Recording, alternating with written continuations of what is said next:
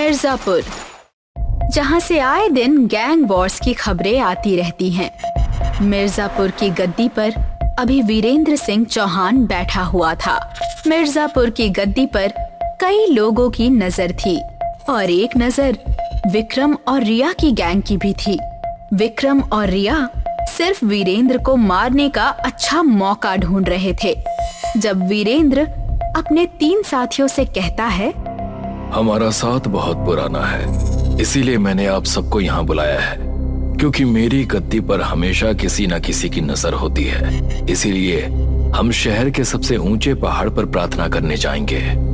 जैसा आप कहें वीरेंद्र भैया। हम दोनों भी आपके साथ आएंगे भैया। जी भैया। ठीक है, फिर कल दोपहर के समय पहाड़ पर पहुंचते हैं। कोई अंदर का आदमी ये खबर विक्रम और रिया तक पहुंचाता है। आखिर मौका मिल ही गया। अब चाहे जो कुछ हो जाए, वीरेंद्र को कल के कल निपटा देंगे और मिर्जापुर की गद्दी को हम हथिया लेंगे। अगली दोपहर को वीरेंद्र और उसके 3 साथी पहाड़ पर पहुंचते हैं। विक्रम, रिया उनका पीछा करते हैं। प्रार्थना करके जैसे ही वीरेंद्र और उसके साथी उठते हैं, विक्रम वीरेंद्र को गोली मारता है, जो जाकर मिलिंद को लग जाती है। ए मिलिंद, पीछे हट। अरे सब लोग पीछे हटो। भैया, चंदन को 2 गोली लगी है। जब अजीत बात कर रहा था, तब रिया ने उसे भी गोली मार दी। वीरेंद्र गोली मारने जाता है, मगर विक्रम उसके हाथ पर गोली मार देता है। भैया जी प्रणाम। काफी तकलीफें दी थी आपने, सोचा थोड़ा वापस कर दूं। पीठ पीछे वार करते हो कायर। हमने सुना है सब कुछ जायज है प्यार और जंग में, और ये तो जंग थी वीरेंद्र जी। मार लो अगर मारना है तो, मगर मरकर भी मेरी और मेरे दोस्तों की आत्मा इसका बदला लेगी। क्या बात है, मरते समय भी लिपलिपा रहे हैं। ठीक है, फिर मर के ले लीजिएगा बदला। सब शांत हैं, ना किसी चिड़िया की आवाज, ना किसी भेड़िए की चीख, सिर्फ वीरेंद्र के शब्द गूंज रहे होते हैं। मारिष्यामि न च मैंने कपलयाम कर्तव्यम इदं संपूर्णमापि करणीयं भविष्यति। अद्य मारिष्ये यदा प्रतिशोधः संपूर्ण भविष्यति उदष्ठित मम मित्राणि प्रतिशोधस्य समयः आगतः अस्ति। वीरेंद्र का शरीर एक बार फिर जग उठता है। उसके साथी भी उसके साथ उठ जाते हैं। बदला लेना होगा हमें, हर एक बंदूक की गोली का, हर एक वार का। तैयार हो जाओ अब जंग के लिए। मिलिंद, अजीत और चंदन। मिर्जापुर में आग बरसेगी, हमारे बदले की आग, जिसमें विक्रम, रिया और उसके साथी झुलसेंगे। विक्रम और रिया वीरेंद्र के घर पर अवैध कब्जा कर लेते हैं। रिया वीरेंद्र के बस्ते के व्यापार में चली जाती है, जहां वो और उसके साथी थे। कुछ भी कहो रिया बहन, दम तो है। सीधा मिर्जापुर के मालिक को ही ठोक दिया। हिम्मत चाहिए होता है ये सब करने के लिए। बात तो सही कही। बिना पिस्तौल के जब कोई प्रार्थना करने गया हो, उस वक्त उसे मारने के लिए हिम्मत तो चाहिए होगी। मिलिंद वहां आता है और अंधेरी जगह पर खड़ा हो जाता है। अबे कौन बात कर रहा है, बाहर आ। मिलिंद अंधेरी जगह से बाहर आता है। मिलिंद, तुम्हें तो खुद हमने मारा था, तुम वापस कैसे लौट कर आ गए? आपकी बड़ी याद आ रही थी, इसीलिए आ गया। रिया और उसके साथी मिलिंद पर गोली चलाते हैं, मगर गोलियों का उस पर कुछ असर नहीं होता। वो रिया के एक गुंडे का सर पकड़कर अपने हाथ से दबा देता है। मरने के बाद मारने की जो खुशी मिल रही है, ये खुशी तो हमें जीते जी कभी नहीं मिली। एकदम तरबूज की तरह इनके सिर फट रहे हैं। मौके का फायदा उठाकर रिया वहां से भाग जाती है और सारी बातें जाकर विक्रम को बताती है। अरे कैसी बातें कर रही हो, हम खुद उन लोगों को अपने हाथ से मारे थे। और तुम कह रही हो कि वो लोग जिंदा होकर आ गए। हमने खुद मिलिंद को अपनी आंखों से देखा है। हम पागल थोड़ी हैं जो यहाँ ऐसे भाग कर चले आएंगे। उस पर गोलियों का भी कोई असर नहीं हो रहा था। अगर ऐसा है तो हमें कुछ ना कुछ करना होगा। चलो आओ मेरे साथ। कहाँ? अरे तुम चलो यार। विक्रम रिया को लेकर मिर्जापुर के पेड़ पर जाता है। वहाँ एक प्राचीन समय से गड़ा हुआ पेड़ था जिसके नीचे साधु अपनी साधना में लगे थे। साधु जी, कुछ बात करनी है आपसे। आंखें खोलिए। विक्रम, सोच समझ कर बोलो। ओ विक्रम, आओ। तुम्हारा ही इंतजार था। मुझे पता था कि आज नहीं तो कल तुम्हारे पांव इस पेड़ के नीचे खींचे चले आएंगे। थोड़ी दुविधा में हैं हम साधु जी, वही बात करने आए थे। आपको तो सब पता चल गया होगा। मिर्जापुर के बड़े पहाड़ पर मैंने और मेरी पलटन ने वीरेंद्र और उसके साथी को मौत के घाट उतार दिया, लेकिन वो वीरेंद्र वापस जिंदा होकर आ कैसे गया? बात ये नहीं है कि तुमने उन्हें मारा, महत्वपूर्ण ये है कि तुमने उन्हें कहाँ मारा। जिस पहाड़ पर तुमने उन्हें मारा वहां वो लोग प्रार्थना के लिए रुके थे। प्रार्थना के समय ही तुमने उन लोगों पर वार किया और उन्हें मार दिया, जिस वजह से वीरेंद्र की बदले की आग उसे मरने नहीं दे रही है। इसीलिए वो जब तक तुम्हें नहीं मारेगा तब तक वो खुद शांति नहीं पा सकेगा। कुछ उपाय बताइए साधु जी, इसीलिए हम आपके पास आए हैं। गोलियों से तो नहीं मरेंगे वो लोग। हम उन्हें मारे भी तो कैसे मारे, वो बताइए। ना गोलियों से मरेंगे और ना ही चाकू से। मरेंगे तब जब मारोगे गले पर से उनका सिर उनके धड़ से अलग करना होगा। विक्रम, अगर करने में चूक गए तो तुम्हारा विनाश हो जाएगा, क्योंकि इस बार वीरेंद्र नहीं चूकेगा। सिर धड़ से अलग ही करना होगा ना? ठीक है, हो जाएगा। आपका शुक्रिया साधु जी, हमारी मदद करने के लिए। अब बंदूक इज गॉन और तलवार इज ऑन। हमें उनके पीछे जाने की जरूरत नहीं पड़ेगी। वो बदले की आग में खुद ही हमारे पीछे आएंगे। दूसरी ओर वीरेंद्र अपने साथियों से बात करता है। सबको मार दिया भैया वहां पर, मगर वो रिया मेरे हाथ से छूट गई। पता नहीं कैसे भाग कर निकल गई। मुझे मौका दीजिए वीरेंद्र भैया, मैं इस बार उन लोगों को अच्छा मजा चखाऊंगा। हाँ, क्योंकि इस बार मैं भी के साथ जाऊंगा। ठीक है, जाओ। अजीत और चंदन दोनों रिया पर हमला करने की सोचते हैं। दोनों रिया के पास पहुंचते हैं। रिया कुछ और औरतों के साथ वहीं खड़ी होती है। अब कहाँ जाओगी रिया बचकर?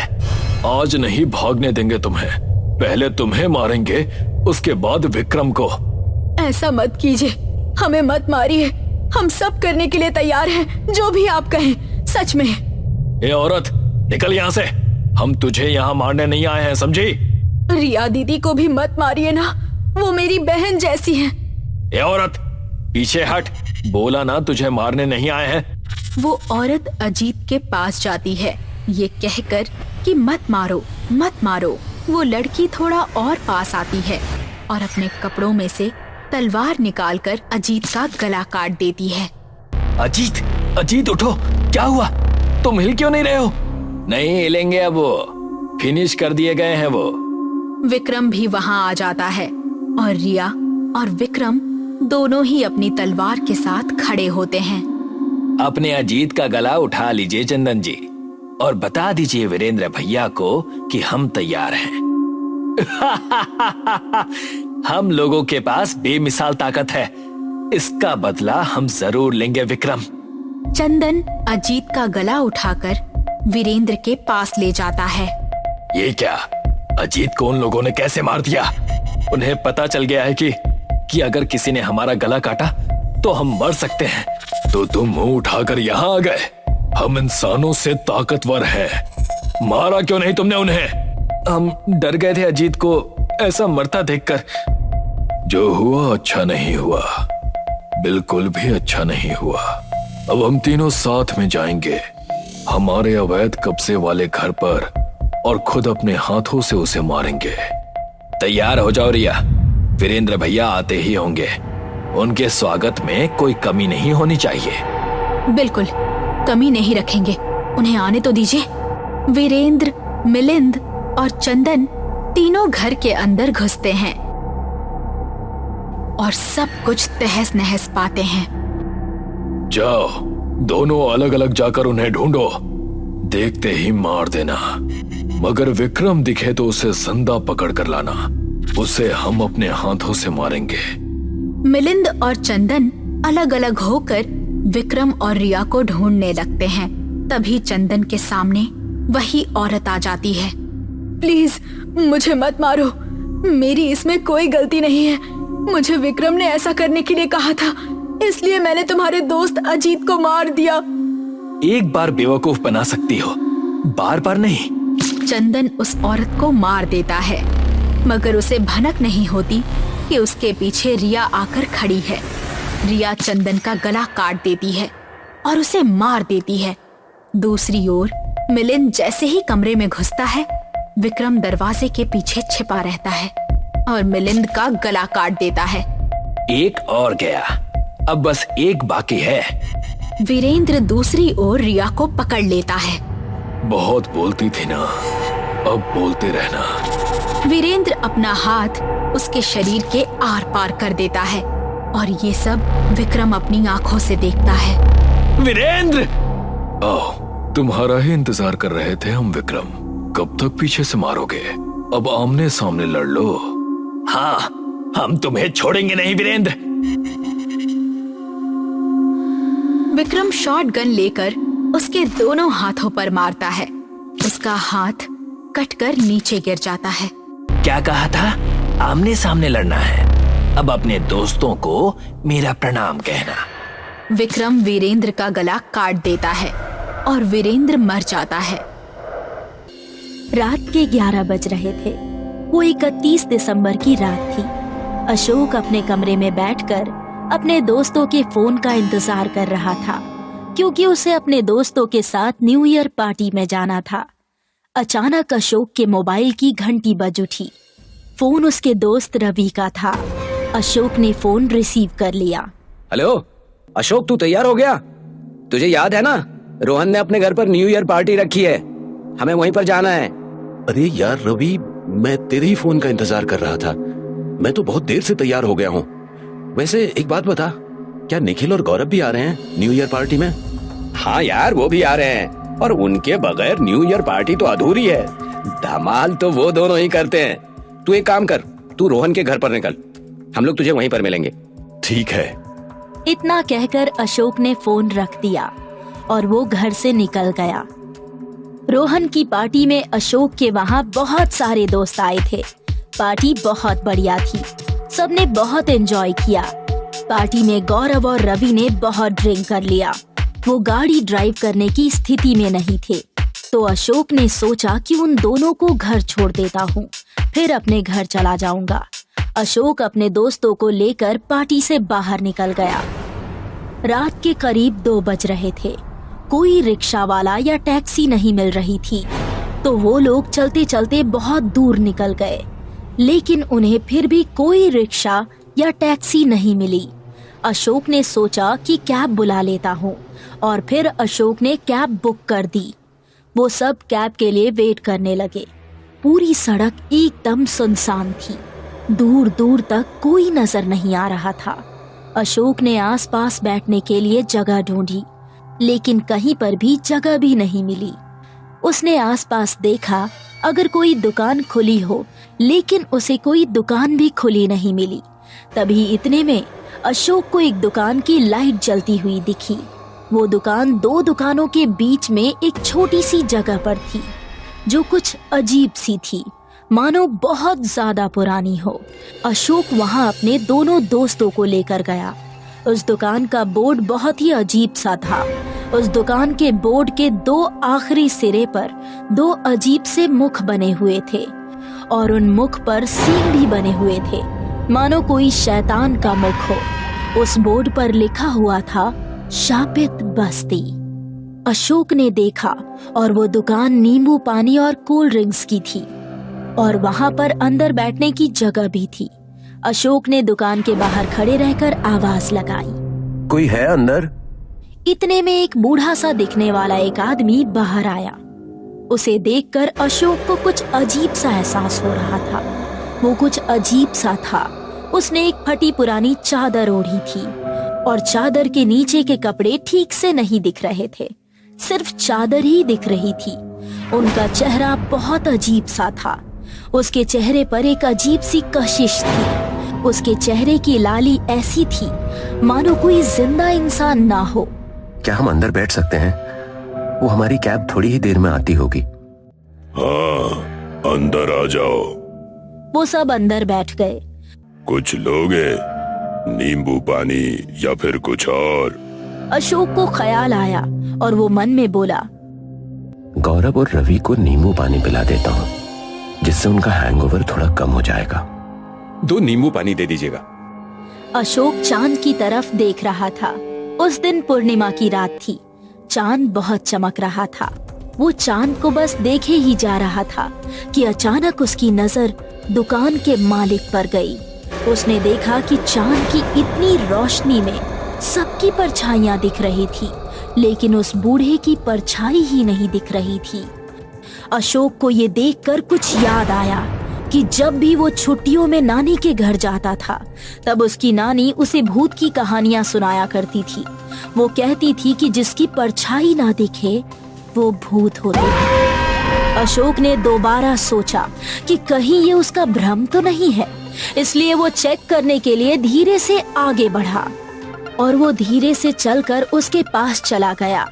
उसने देखा कि वो जो नींबू निचोड़ रहा था, उस नींबू में से रस की जगह गहरे लाल रंग का खून निकल रहा था। जैसे ही उसने वो देखा, वो बूढ़ा आदमी उसकी तरफ यानी पीछे घूम गया। अशोक ने जो नजारा देखा वो दिल दहला देने वाला था। उसने देखा कि उसका चेहरा और पूरा शरीर ऐसा हो गया था मानो इस दुनिया के बाहर का प्राणी हो। उसके चेहरे पर से आंखें और नाक गायब हो गए थे और उसके कान बहुत ही बड़े हो गए थे और उसकी वो अजीब सी हंसी बहुत डरावनी थी।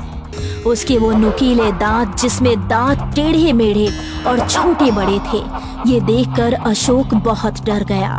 उसके दोस्तों को कुछ पता नहीं था कि यहाँ क्या हो रहा है, क्योंकि वो सब शराब के नशे में थे। वो दोस्तों के पास गया। वो अपने दोस्तों को वहाँ से उठा ही रहा था कि इतने में ही वो अजीब सा प्राणी पास आ गया। अशोक ने बहुत कोशिश की कि वो दोस्तों को लेकर भाग जाए, लेकिन वो शराब के नशे में थे, इसलिए वो उन्हें बचाकर भाग नहीं सका। अशोक वहाँ से तेजी से भागा और वो दुकान के बाहर भाग ही रहा था कि इसी बीच आए पत्थर की वजह से गिर गया। उसने जमीन पर गिरी हुई हालत में देखा तो वो अजीब सा प्राणी उसके एकदम पीछे खड़ा था। ठंड में उसके पसीने छूट रहे थे और उसने डरी और सहमी आवाज में पूछा, क्या बिगाड़ा है हमने तुम्हारा? क्यों हमें मारना चाहते हो? इस जगह को गौर से देखो। क्या यहाँ पर तुम्हें दूर दूर तक इंसान नजर आते हैं? बेवकूफ आदमी, शहर से निकलकर तू मौत की बस्ती में आ गया है।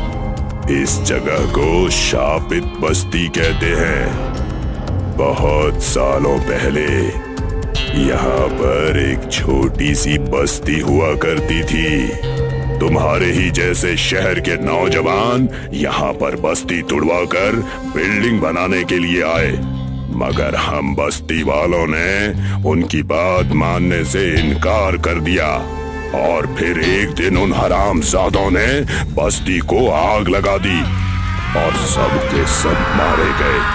तब से हम सब की आत्माएं इसी जगह पर रहती हैं और ये पूरा इलाका हमारा है और हमारा ही रहेगा।